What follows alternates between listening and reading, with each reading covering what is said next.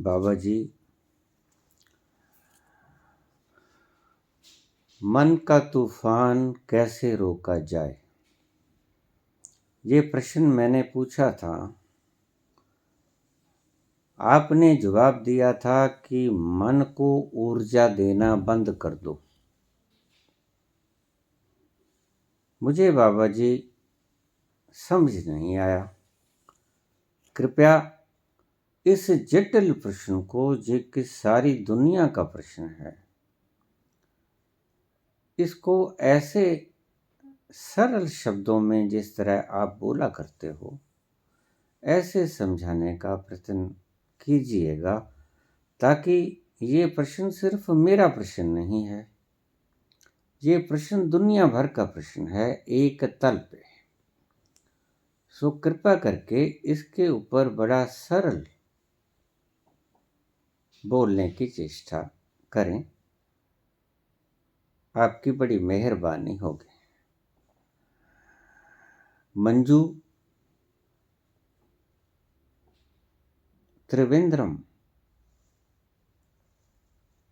बहुत दूर से आया प्रश्न।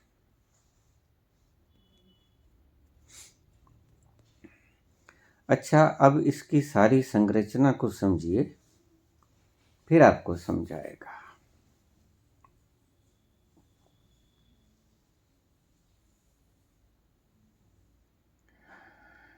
पहले, आदमी जीवित है, चलता है, फिरता है, बोलता है, खाता है, पीता है, सभी अंग उसके बराबर काम करते हैं। वो काम क्यों करते हैं? आदमी को होश है, आदमी सोचता है, भला बुरा सोचता है, प्लान्स बनाता है, भविष्य की अतीत की यादें उसको छेड़ती हैं, आने वाली घटनाएं उसको कल्पना में ले जाती हैं, सुखद भविष्य की कामना करता है। कुछ अनचाहे सपने जो अतीत में पूरे नहीं हुए, भविष्य में पूरे करने चाहते हैं। ये सारा कुछ किस चीज के कारण चल पाता है? ये सोचना, ये अतीत की स्मृति, ये भविष्य की कल्पना, ये मन का चलना। मन का चलना, इनमें सभी बातें यही होती हैं। कभी मन अतीत में चला जाता है, भविष्य की बातें सोचता है, कभी मन भविष्य में चला जाता है, आने वाली कल्पना में डूब जाता है, कोई विचार करता है किसी भी तरह का, कुछ स्मृति पुरानी या कुछ आने वाली भविष्य की घटनाएं, इन सब का समूह है मन। अब एक बात आप समझ लेना, आप कौन हैं? मैं बार बार आपसे यह बात दोहराता हूं कि जानिए कि आप हैं कौन। बड़े बड़े महान पुरुष रमन जैसे शिष्यों को कहते थे कि हमें कोई प्रश्न मत पूछिए, प्रश्न पूछने से पहले ये जानिए कि आप हैं कौन। उनका अपना फार्मूला था। हम हैं कौन, अगर हमें ये पता चल जाए तो फिर कोई कल्पना न बचे, कोई अतीत की स्मृति न बचे। अगर ये ही पता लग गया कि हम हैं कौन, तो भविष्य की कल्पना समाप्त, अतीत की स्मृतियां समाप्त।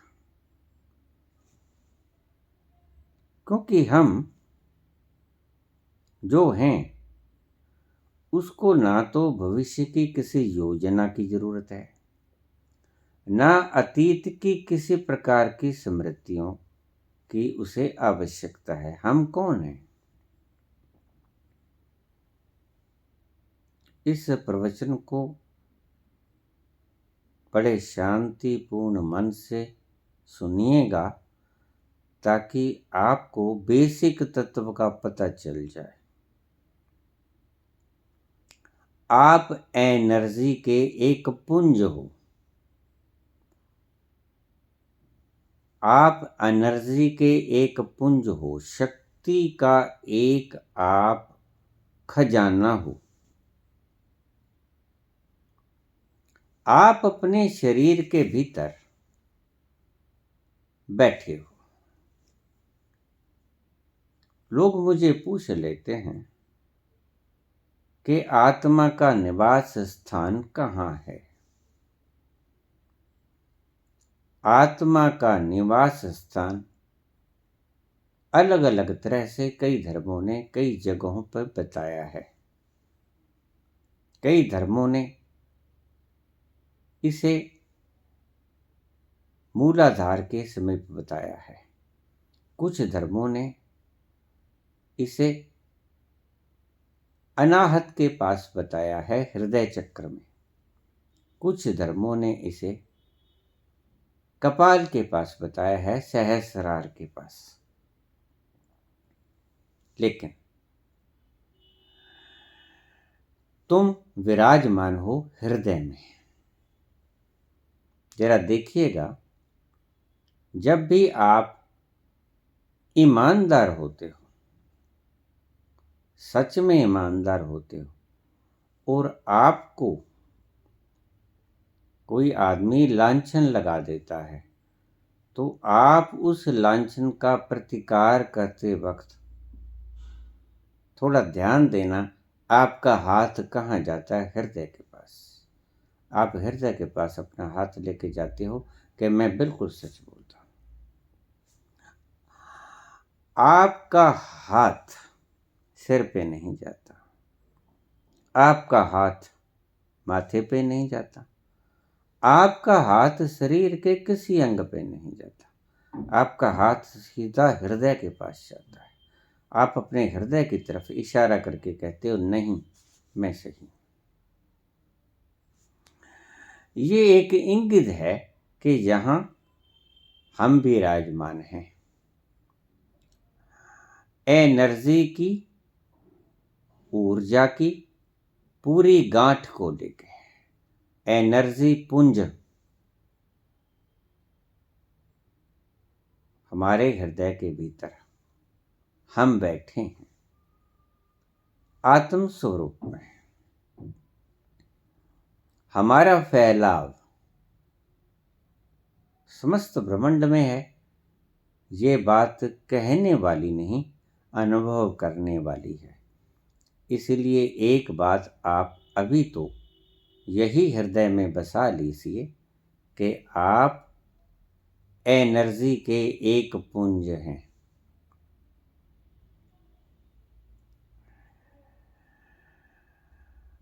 आप एनर्जी के पुंज जब तक इस शरीर में रहते हैं तब तक शरीर का एक एक पुर्जा काम करता है। जिस घड़ी आपने इस शरीर को, पिंजरे को छोड़ दिया, शरीर की सारी क्रियाएं रुक जाएंगी। शरीर में कोई भी क्रिया नहीं होगी। क्यों? क्योंकि आप ही के कारण, आपकी मौजूदगी के कारण शरीर की सारी क्रियाएं चल रही थी। मैंने एक पिछले प्रवचन में ये शब्द कहा था कि ईश्वर कैटालाइटिक एजेंट है, और क्योंकि आप ईश्वर का अंश हैं तो आप भी कैटालाइटिक एजेंट हैं। जब तक आप इस शरीर में रहोगे तब तक आपकी मौजूदगी के कारण ये शरीर की सारी क्रियाएं चलती रहेंगी। जैसे किसी केमिकल रिएक्शन में कैटालाइटिक एजेंट की मौजूदगी के बिना कोई भी क्रिया केमिकल रिएक्शन नहीं होती, इसी तरह आपकी मौजूदगी के बिना शरीर की कोई भी हरकत नहीं होती। शरीर का अंग अंग ठहर जाता है, हृदय ठहर जाता है, मस्तिष्क ठहर जाता है, शरीर की समस्त इंद्रियां अपना अपना काम करना छोड़ देती हैं। ये क्यों होता है? क्योंकि आप जो कि एनर्जी के पुंज हो, आपने वो शरीर, आपने वो धाम, आपने वो मकान छोड़ दिया। प्रश्न पूछा है कि आत्मा शरीर के किस भाग में स्थित होती है? आत्मा शरीर के हृदय भाग में स्थित होती है। हृदयस्थ हो आप। यद्यपि कुछ धर्मों ने इसे मस्तिष्क के कपाल के पास बताया, कुछ धर्मों ने इसे त्रिनेत्र के पास बताया, और कुछ धर्मों ने, कुछ मान्यताओं ने इसे मूलाधार चक्र के ऊपर कुंडलिनी के पास बताया।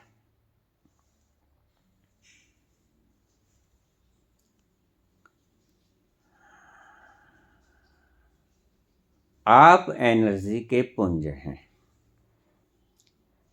जब आपका मन चलता है, एक बात तो आपको साफ हो गई कि आप शरीर में विद्यमान हैं, तो शरीर की छोटी से बड़ी हरेक हरकत आपके शरीर में विद्यमान रहने के कारण घटती है।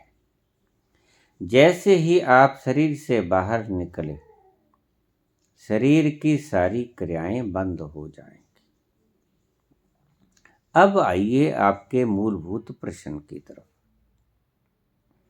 आपका मन आपको बहुत परेशान करता है, लेकिन वो परेशान करता क्यों है?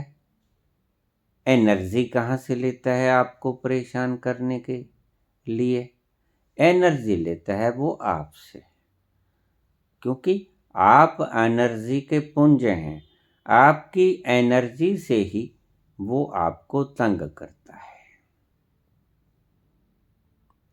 विचार आप ही से एनर्जी लेके आपको तंग करते हैं। असल में विचार विचार नहीं है। विचार बुद्धि की एक क्रिया है। मन और बुद्धि की एक क्रिया है। मन और बुद्धि तब तक चलायमान रहते हैं जब तक आप, आत्मा, शरीर के भीतर विद्यमान रहती है। जैसे ही शरीर से बाहर चले गई आत्मा, तो बुद्धि और मन काम नहीं कर पाते, क्योंकि इनके पास शक्ति नहीं होती, एनर्जी नहीं होती। अब आपको समझ आ गया होगा कि आपका मन चलता है आपकी ही शक्ति से, यानी मालिक आप, और आप ही से शक्ति लेके आपकी मन और बुद्धि आप ही से खिलवाड़ करते हैं। नए नए प्रश्न पैदा करते हैं, नई नई कुटिलताएं, नए नए सवाल आपको तंग करते हैं। ऊहापोह आने वाली घटनाएं, भविष्य की चिंताएं, अतीत की स्मृतियां, ये सभी याद आती हैं मन और बुद्धि को। लेकिन वो याद करने के लिए उसको सहारे की जरूरत होती है आपकी। आपसे एनर्जी तो लेनी ही होती है। जैसे आपका एक मकान है, उस मकान में आपकी एनर्जी के साथ सारे बल्ब जग रहे हैं, सारी रोशनी चल रही है, लाइट है, प्रकाश है, एसी चल रहा है और पंखा चल रहा है, और जिस भी तरह की व्यवस्था की जरूरत है, जिस जिस अंग को जिस जिस प्रकार की शक्ति की आवश्यकता है, वह उस प्रकार की शक्ति को ढालता रहता है अपनी आवश्यकता अनुसार। आंखों को जरूरत है देखने के लिए शक्ति की, तो वो देखने के लिए इस्तेमाल कर लेता है। कानों को ज़रूरत है सुनने के लिए शक्ति की, तो वो आपकी शक्ति को सुनने के लिए प्रयोग कर लेता है। हृदय को ज़रूरत है धड़कने के लिए शक्ति की, तो वो आपकी शक्ति को धड़कने के लिए इस्तेमाल कर लेता है। फेफड़े श्वास लेने के लिए प्रयोग कर लेते हैं। बुद्धि और मन ये विचार करने के लिए प्रयोग कर लेते हैं। स्मृतियों में जाना, कल्पना में जाना, भविष्य की कल्पनाएं बनाना। शरीर का प्रत्येक इंद्रिय का अंग आपकी शक्ति को अपने अपने ढंग से इस्तेमाल कर रहे हैं हर वक्त। अब आपको समझ आ गया होगा कि ये शरीर की सारी इंद्रियां आपकी शक्ति से ही संचालित हैं। इतनी तो समझ आ गई आपको बात कि सभी इंद्रियां आपकी शक्ति के कारण ही संचालित हैं। यद्यपि आपकी शक्ति को अलग अलग ढंग से इस्तेमाल करती हैं। आंखें आपकी शक्ति को देखने के लिए, कान आपकी शक्ति को सुनने के लिए, नाक आपकी शक्ति को सूंघने के लिए, स्मेल करने के लिए, जुबान आपकी शक्ति को टेस्ट करने के लिए, त्वचा आपकी शक्ति को स्पर्श करने के लिए, मन बुद्धि आपकी शक्ति को कल्पना, विचार, स्मृतियां, इस तरह की सभी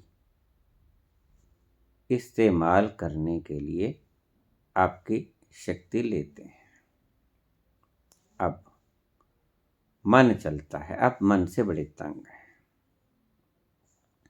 मन किसकी उपज है? मन और बुद्धि, ये दो चीजें हैं। मन एक चीज का विश्लेषण करता है, बुद्धि उसको सोचती है, हाँ या ना का जवाब देती है, तर्क करती है। इसी तर्क वितर्क के जाल को आप उलझन कहते हैं। लेकिन इनका स्रोत आप ही हैं, क्योंकि शक्ति तो आपसे ही आती है ना। अब इसको बंद कैसे करें? मन को बोलने से बंद कैसे करें? मन को बोलने से बंद आप ही कर सकते हैं।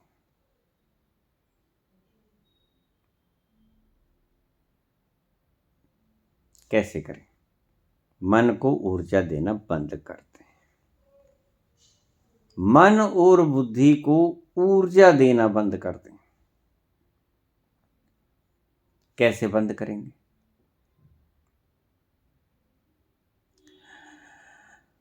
जैसे ही आप, जिसे मैं ध्यान कहता हूं, अपनी बुद्धि को खोल के बैठ जाएंगे, कुछ नहीं करेंगे। जैसे ही आप कुछ करते हैं, उस करने में आप अपनी शक्ति को, अपनी बुद्धि को दे देते हैं।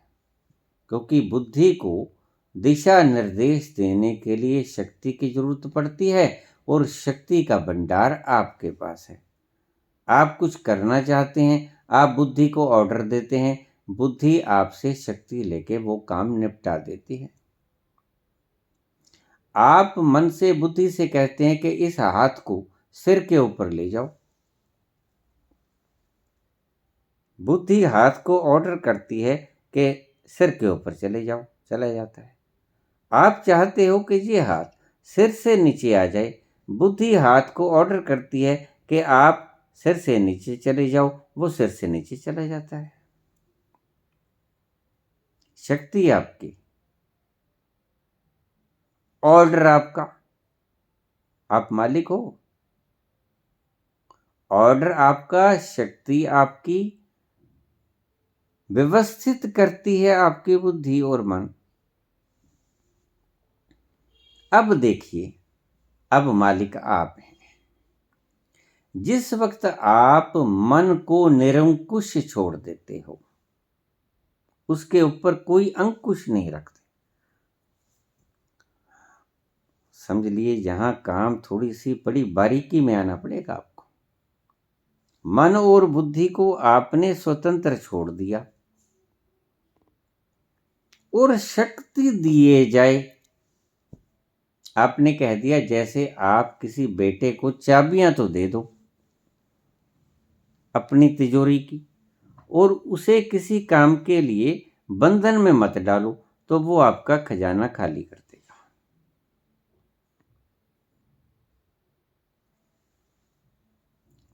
आपने मन को अपना खजाना नहीं देना है,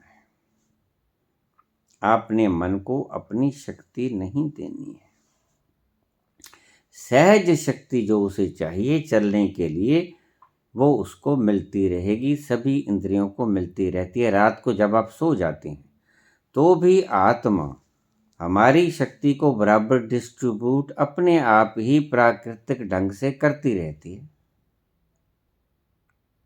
जब आप रात को सो जाते हो तो हमारी चेतना सारे अंगों को हमारे सोने की स्थिति में भी अपनी सारी शक्ति को अपने अपने ढंग से सारे शरीर को डिवाइड करती रहती है ताकि वो सुचारू रूप से चल सके।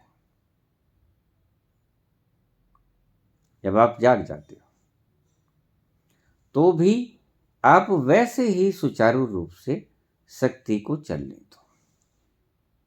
जैसे रात को आपको पता भी नहीं चलता, रात को आप अपनी शक्ति अपनी बुद्धि से खींच लेते हो। बुद्धि की उपज है मन, बुद्धि मन को पैदा करती है। बुद्धि एक तर्क करती है और बुद्धि ही उस तर्क को काटकर वितर्क करती है। ये काम है बुद्धि का। शक्ति आपसे लेती है। बुद्धि कोई प्रश्न पैदा करती है और बुद्धि उस प्रश्न की एवज में उत्तर पैदा करती है। प्रश्न भी बुद्धि का, उत्तर भी बुद्धि का। शक्ति आपसे लेती है। तर्क वितर्क करने के लिए जिसको आप मन कहते हो, वो पैदाइश तो है बुद्धि की, शक्ति है आपकी। आप बुद्धि को शक्ति मत दो, आप मन को शक्ति मत दो, बुद्धि को शक्ति मत दो, तो क्या होगा? मन पैदा नहीं होगा। ये कैसे करें? बुद्धि को शक्ति नहीं देंगे तो मन पैदा नहीं होगा। बुद्धि को शक्ति नहीं दोगे तो तर्क पैदा नहीं होगा। बुद्धि को शक्ति नहीं दोगे तो तर्क पैदा नहीं होगा और वितर्क पैदा नहीं होगा। तर्क और वितर्क से ही आप दुखी हो। तो क्या करें? बुद्धि को शक्ति देना बंद कर दें। कैसे? खुला छोड़ दें। Be relax. जब आप रिलैक्स हो जाएंगे तो आपकी शक्ति आपके मेन पावर स्टेशन में इकट्ठी होनी शुरू हो जाएगी। जितनी शक्ति शरीर को आवश्यकता है वो अपने आप ही डिस्ट्रीब्यूट होगी। एक्स्ट्रा शक्ति बुद्धि को नहीं जाएगी।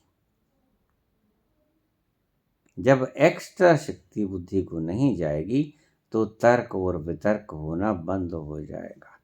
ना तर्क पैदा होगा ना वितर्क पैदा होगा। सुषुप्ति में यही होता है। जितनी शक्ति जीवन के लिए चाहिए बुद्धि को, जीवित रहने के लिए, उतनी शक्ति उसको प्रकृति दे देती है।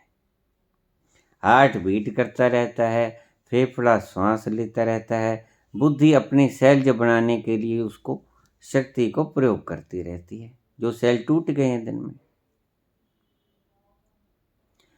शक्ति आपसे जाती है सारी इंद्रियों को। दिन में अगर आपको मन ज़्यादा तंग करता है तो आपने बुद्धि को रिलैक्स करके छोड़ देना है। बस यही ध्यान की परंपरा है। मैं आपसे क्या कहता हूँ कि फुर्सत के क्षणों में आ जाओ। जब आप फुर्सत में आ जाओगे तो आप अपनी बुद्धि को रिलैक्स कर दोगे। मैं आपसे अक्सर ये बात भी कहता हूँ कि जब आप मुझे सुनो तो बुद्धि को एक तरफ रख देना, इसको उखाड़ के थोड़ी एक तरफ रखना है, इसको छोड़ देना है, इसकी क्लिंगिंगनेस छोड़ देंगे, इससे जो आपने पकड़ बना रखी है वो पकड़ छोड़ देनी है। जब आप बुद्धि से पकड़ छोड़ दोगे तो बुद्धि विचार पैदा करना बंद कर देगी। जब आप बुद्धि को एनर्जी सप्लाई करनी बंद कर दोगे एक्स्ट्रा, तो बुद्धि उसको मन के रूप में उपयोग करना बंद कर देगी।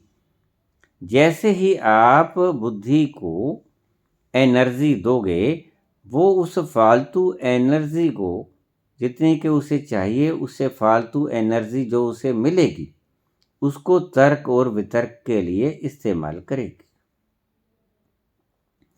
जब आप बुद्धि को छोड़ दोगे, सरेंडर का क्या मतलब होता है? भगवान कृष्ण ने कहा सर्वधर्मान् परित्यज्य मामेकं शरणं व्रज, मेरी शरण में आ जा। शरण का अर्थ क्या है? इन सभी संतों ने अलग अलग आयामों से बात बोली है, यद्यपि बात एक ही है। जब आप बुद्धि को छोड़ दोगे, इसको कोई किसी तरह की ऊहो पोह में नहीं डालोगे, इसका जो काम है, फर्ज करो इसने गणित बिठाना है, 2 और 2 कितने होते हैं? 4, बस इतना ही काम है, इसको आगे आप लेके मत जाओ। ना इससे आप भविष्य की कोई कल्पना करो, ना इससे कोई अतीत की कोई याद करो, आप इसको शक्ति ही मत दो, आप छोड़ दो इसको। जैसे ही आप छोड़ोगे तैसे ही आपकी शक्ति आपके हृदय में आनी शुरू हो जाएगी, लौटनी शुरू हो जाएगी। रात्रि को यही होता है। जब आप बुद्धि को कोई शक्ति नहीं देते तो बुद्धि सोच विचार करना बंद कर देती है, आपकी शक्ति आपके हृदय में आ जाती है, आप में आ जाती है और आपको नींद आ जाती है। जैसे ही आप बुद्धि को किसी सोच के कारण कोई शक्ति दोगे तो वो आपको सोने नहीं देगी, वो सोचती रहेगी।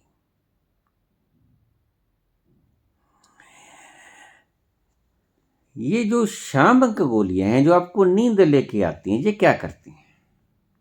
ये आपकी एनर्जी को आपकी बुद्धि तक पहुंचने को रोक देती हैं। तो जब आपके पास एनर्जी नहीं पहुंचेगी तो आप सोचोगे नहीं, सो जाओगे।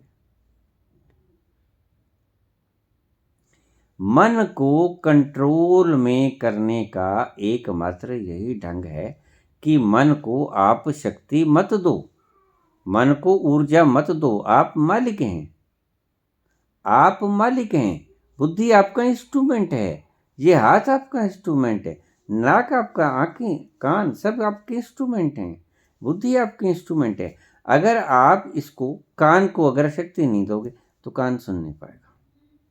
बुढ़ापे में कान तक शक्ति नहीं जाती तो कान नहीं सुनता, बुढ़ापे में आंख तक शक्ति नहीं जाती, आंख नहीं सुन पाती, आंख नहीं देख पाती, नाक तक नहीं जाती, नाक सूंघ नहीं पाता। शक्ति को, किसी इंद्रिय को अगर आप अपनी शक्ति को अपने कंट्रोल में रखोगे, किसी तक शक्ति पहुंचाओगे नहीं फालतू, तो वो फालतू का काम नहीं करेगा। यही बात है विषय वासनाओं की।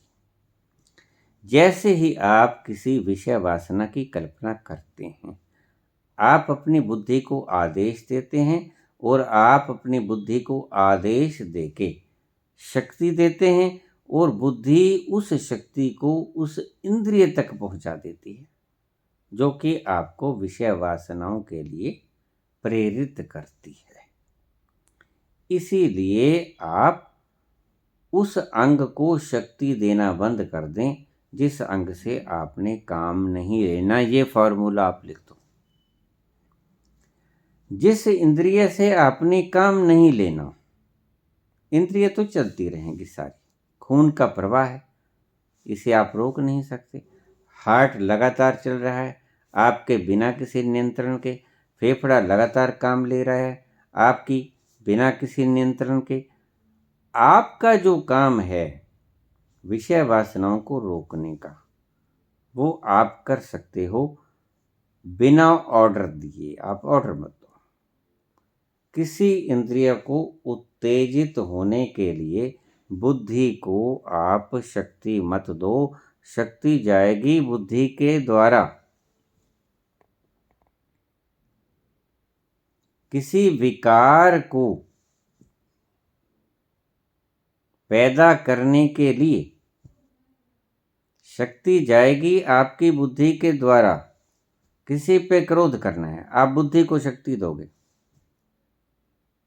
आंखों में लाली आ जाएगी, जुबान पे गलत शब्द आ जाएंगे, कंठ गलत हरकत करेगा, लेकिन शक्ति आपने दी बुद्धि को।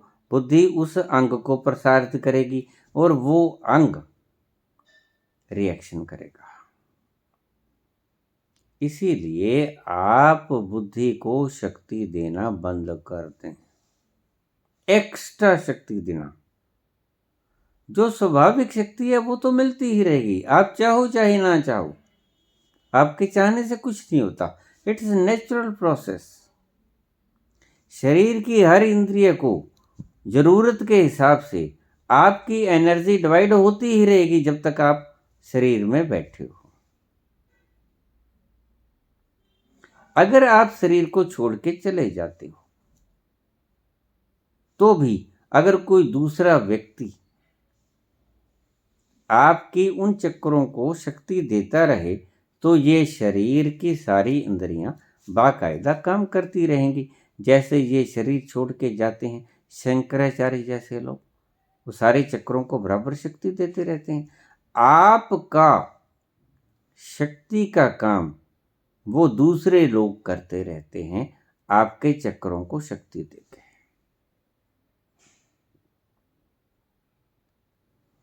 मन चलता है आपकी शक्ति के द्वारा, क्योंकि जब आप अपनी शक्ति को बाहर ले जाते हैं, यानी जब व्यक्ति मर जाता है तो मन क्यों नहीं काम करता, जुबान क्यों नहीं बोल पाती, आंखें क्यों नहीं देख पाती, सभी इंद्रियां निष्क्रिय क्यों हो जाती हैं, हार्ट बीट क्यों समाप्त हो जाती है, फेफड़ा क्यों नहीं श्वास ले पाता, पेट की सारी गतिविधि क्यों रुक जाती है। आपके कारण ही ये सब कुछ हो रहा था। जैसे ही आप बाहर निकले ये होना बंद हो गया। मन से अगर आप परेशान हैं तो क्या करें, इसको शक्ति देना बंद कर दें। कैसे, अब इसको समझिए। बहुत बोला मैं बहुत हूं, हर जगह बोला हूं कि ध्यान के द्वारा आप शांत हो जाइए। आप ध्यान में जब चले जाएंगे, ध्यान का अर्थ क्या है कि आपने किसी को शक्ति देनी ही नहीं है। इसको ऐसा समझो आप, you are not to divide your energy to any organ. आपने अपनी शक्ति को किसी भी इंद्रिय को नहीं देनी है। आप न्यूट्रल होके बैठ जाओ। जैसे ही आप न्यूट्रल होके बैठ जाओगे, जैसे भगवान कृष्ण कहते हैं स्थिति प्रज्ञता में, तो आपकी शक्ति आप में ही कंडेंस होगी, वो किसी इंद्रिय को डिस्ट्रीब्यूट नहीं होगी। शरीर का कोई भी अंग कार्य नहीं करेगा, और मन शरीर का अंग है। बुद्धि में ही मन उपजता है, बुद्धि में ही तर्क जगता है, बुद्धि में ही वितर्क जगता है। ये दोनों का जगना बुद्धि में ही होता है, और जगेगा जब आप उसे ऊर्जा दोगे। सहज भाव में तो वो रेस्ट में रहेगी। जब आप उसको एक्स्ट्रा एनर्जी दोगे तो बुद्धि सोचेगी। आप उसको एक्स्ट्रा एनर्जी देना बंद कर दें। बुद्धि के लिए, सोच के लिए एनर्जी चाहिए। आप उसको एनर्जी नहीं दोगे, बुद्धि सोचेगी नहीं। सोचना भी क्या है, सोचै सोच न हो भाई, जे सोचै लख बार, सोचना भी क्यों है। इस सोच को बंद ही कर दीजिए। बंद कैसे होगी, इसको एनर्जी मत दीजिए। एनर्जी कैसे न दें, अपनी शांत स्थिति में बैठ जाइए, कुछ नहीं करिए। जब आप कुछ न करोगे तो आपकी शक्ति आप में ही संग्रहित रहेगी, कंडेंस रहेगी, वो किसी भी अंग के पास नहीं जाएगी। आप अपनी स्थिरता में बैठे रहोगे। मन को शक्ति न देने का ये प्रयोजन है, ये है उसकी सारी व्याख्या। मन को शक्ति ना दो, इसका अर्थ है बुद्धि को शक्ति ना दो, क्योंकि बुद्धि से पैदा होता है मन, और बुद्धि से पैदा होता है तर्क और वितर्क। बुद्धि पैदा करती है, इसलिए बुद्धि को ही शक्ति मत दो। जब आप बुद्धि को शक्ति नहीं दोगे तो न तो मन पैदा होगा, न तर्क पैदा होगा, न वितर्क, न कल्पना, न अतीत, न स्मृति, न क्रोध, न काम, कुछ नहीं पैदा होगा। बुद्धि को शक्ति मत दो।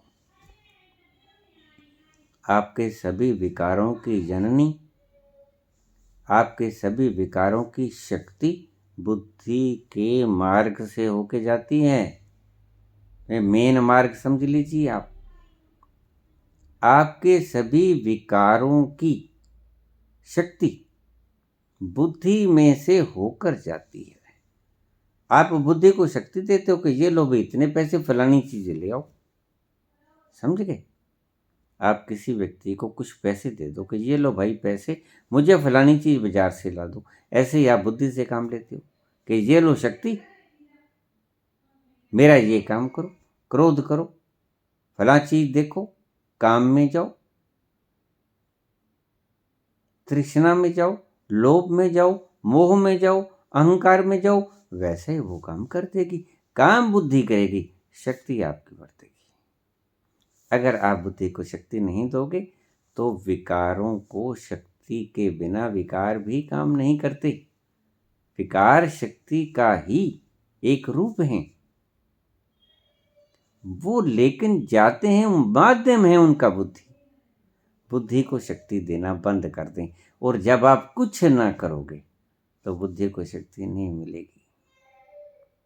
जब बुद्धि को शक्ति नहीं मिलेगी तो कुछ नहीं पैदा होगा, ना काम, ना क्रोध, ना लोभ, मोह, अहंकार, कुछ भी पैदा नहीं होगा।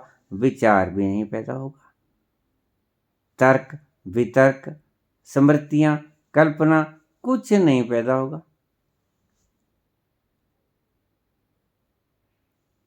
ध्यान इसे ही कहते हैं। अपने आप में मगन रहना, अपनी शक्ति में शांत रहना, अपनी शक्ति को संजो के अपने हृदय में बैठे रहना, इसका नाम है ध्यान। आपने कुछ नहीं करना है। मेरी दृष्टि से आपको मेरी ये परिभाषा समझ आ गई होगी। ये only, this is not only definition, this is the actual way. ये प्रोसेस है, जैसे होती है आपकी एनर्जी को खर्च करने की। फिर समझ लो, बुद्धि के द्वारा डिस्ट्रीब्यूट होता है सारा। आप उसको चाहे विकारों में करो, चाहे विचारों में करो, ये आपकी इच्छा है। जिस भी इंद्रिय से आपने काम लेना है, ये इंद्रियां आपकी सेवक हैं, गुलाम हैं, आज्ञाकारी सेवक हैं।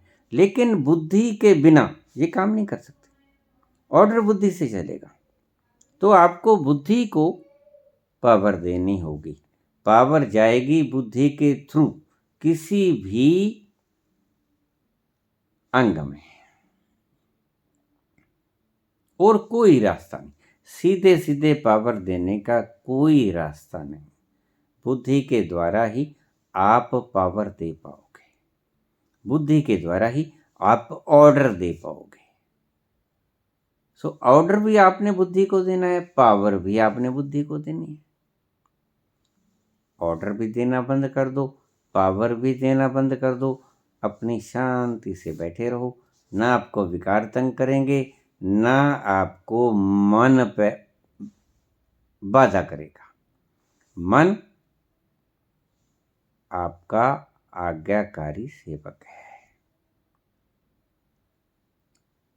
जब आप चाहो इसको प्रयोग करना, बुद्धि को प्रयोग करना, आप उसको शक्ति दीजिए। आपने कोई चीज़ सोचनी है, सोचिए, लेकिन ऐसा नहीं आपको तंग नहीं करेगा वो। आप बुद्धि को शक्ति दीजिए कि जोड़ के बताइए, ये फिगर्स हैं, जोड़ के बता देगी। ये इंस्ट्रूमेंट्स हैं, आपको सेवक हैं, ये आपको सहायता देने के लिए। लेकिन जब आप इनको खुले छोड़ देते हो, इनको मालिक बना देते हो और शक्ति भी दे देते हो, फिर ये अपनी मर्जी से इसका प्रयोग करते हैं, तो आप तंग होते हो। फिर आप कहते हो कि हम तो बहुत तंग हैं। ऐसे हम तो तंग हो रहे हैं, हमें परेशान करता है, हमारा मन करेगा ही भाई। जब आपने उनको शक्ति दे दी, निरंकुश शक्ति दे दी, तो वो निरंकुश ही इनका प्रयोग करेंगे। मेरी दृष्टि से आपको सारी बात समझ आ गई होगी। ध्यान में बैठने का कुल मात्र ये व्याख्या की है मैंने कि न कुछ करने से होता क्या है, ध्यान में जाने से होता क्या है। जब आप बिल्कुल उपेक्षित, उदासीन होकर बैठ जाते हो, बिल्कुल उदासीन, किसी तरह की कोई कहीं ताक झांक नहीं करनी, आप अपने आप में बैठ जाओ, आपकी एनर्जी आप में स्थित रहेगी, कहीं कोई गड़बड़ होने को नहीं है।